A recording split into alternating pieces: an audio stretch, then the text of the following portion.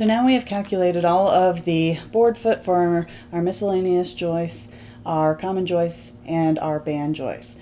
So the next one we're looking at is our cross bracing. So if we have our joists that are running front to back, so stopping at the beam, we are going to have cross bracing to try and ensure that we don't have racking in between our joists and to provide for some stability. You can use blocking, but as our specification said, we are going to use our cross bracing. And we're going to treat it as a lineal footage and count of pairs for our cross bracing. And the only places we will not have it, as our specifications say, is between our last common joist and our band joist. We will not have any there. We'll also not have any cross bracing between our tail joist and our common joist, or between our tail joists in our stair opening. But everywhere else along each side, we will have our cross bracing. So first off, we're going to be looking at the length of our cross bracing. We refer to the drawing that's posted on Blackboard.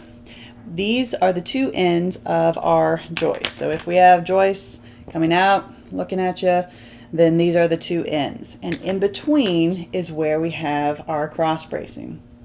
This is simply a good old Pythagorean theorem where we have a squared plus b squared equals c squared. So if we know what our spacing is, and we know the height of our joists, then we can easily calculate what that length is. Per the specifications, we are told that our joists are 16 inches on center.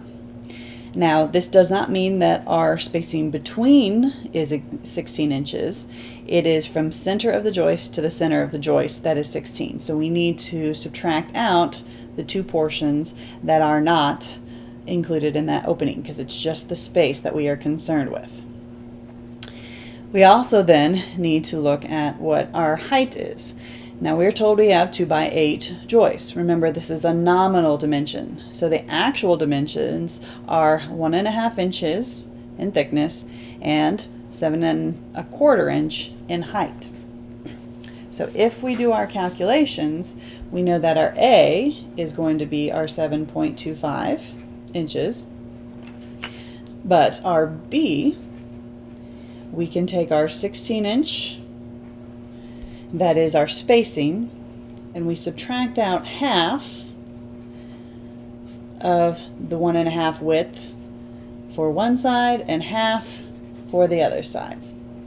14.5 inches is our B. So again, this is where we have the 1.5 is our thickness of our joist. Half of that is subtracted off of one side, half of it is subtracted off the other side to get our B length. Now it is simply Pythagorean theorem, taking the square root of 7.25 squared plus 14.5 squared.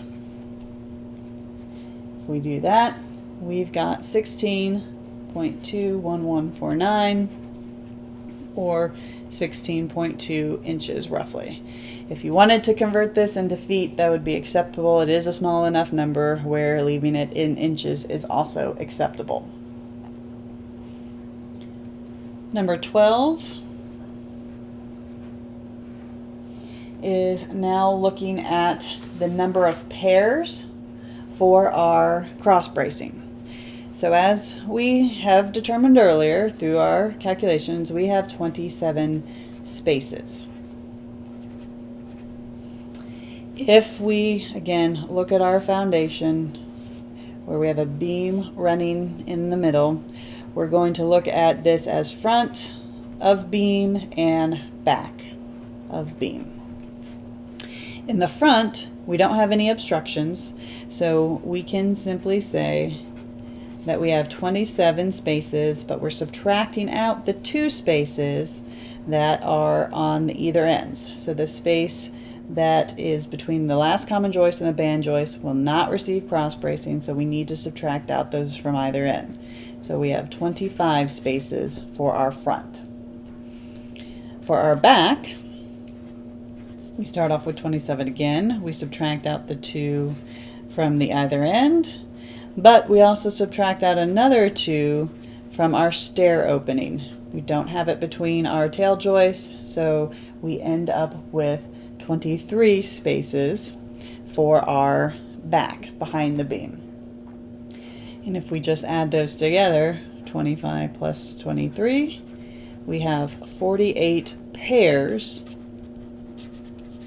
of cross bracing that we will need for running across our joists along the front and joists along the back.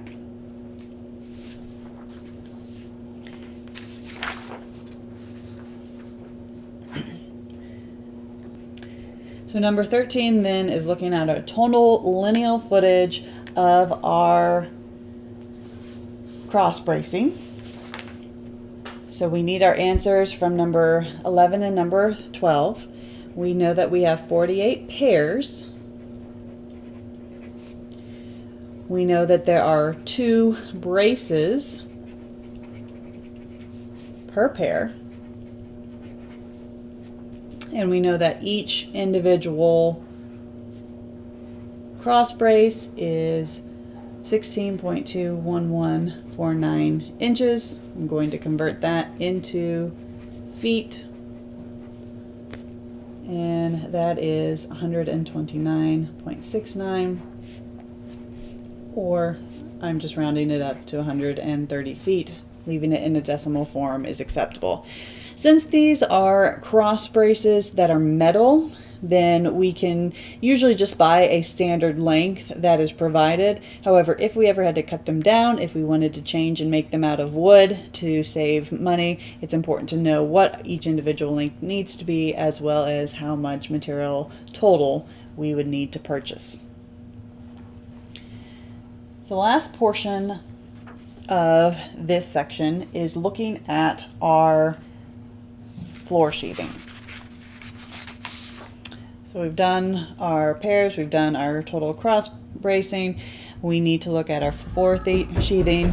We're first going to use a standard square edge, and then we're going to do a tongue and groove like it calls for in the specifications. So if we're using a standard square edge, it is actually a very simple calculation. We need to find the square footage of floor area. We're going to be using numbers that we have been using multiple times over and over through the course of this sample problem. We need to know what our length is, and we need to know what our width is. And we can very easily see that we have 936 square feet of floor area.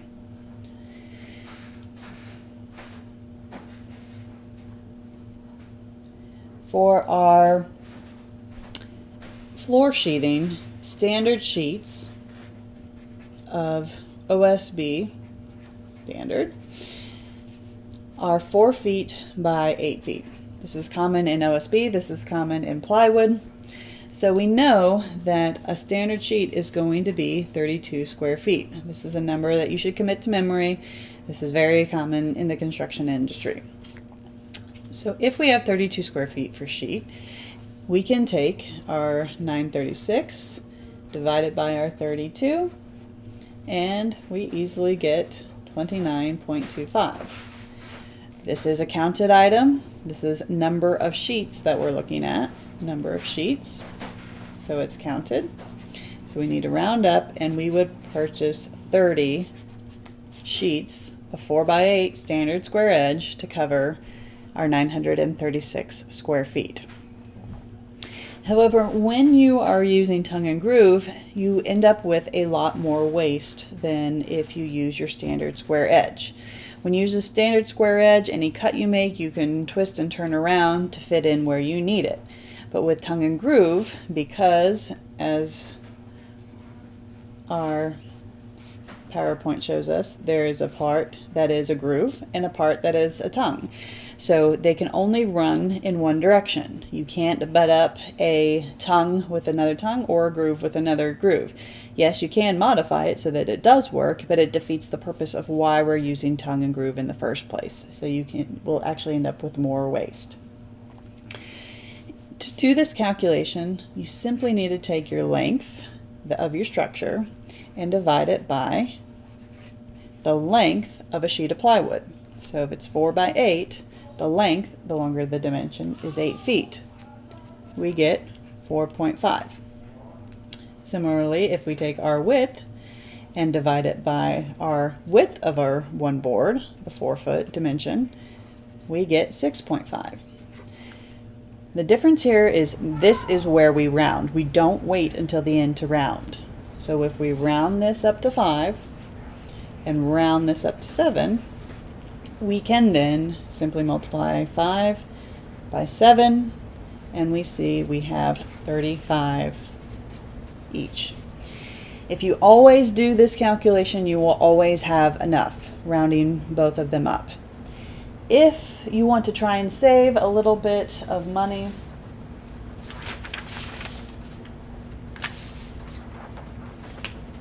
you can do so by reusing the cut pieces in the width.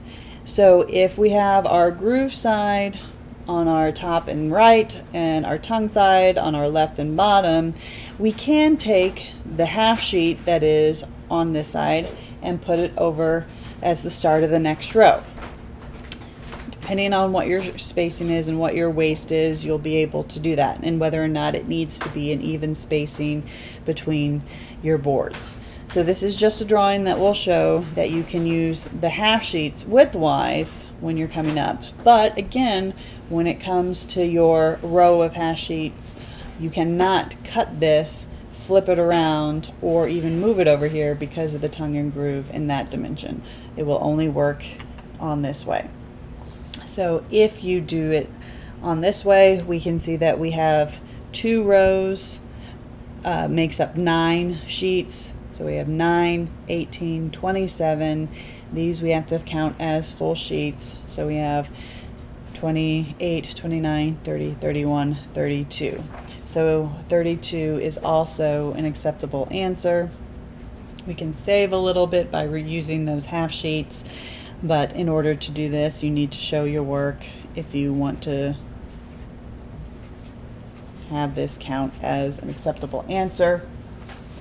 In order to do that, you can simply take your 36 divided by your 8 and leave this as 4.5 because this half sheet we will reuse, and this is what you multiply by the 7 that comes from rounding up. We have 31.5, and that is what we round up to 32. So again, as long as you show your work, either answer would be acceptable for your sheathing. And that is how you would calculate your sheathing for your floor system, whether it is a standard square edge or whether it is tongue and groove.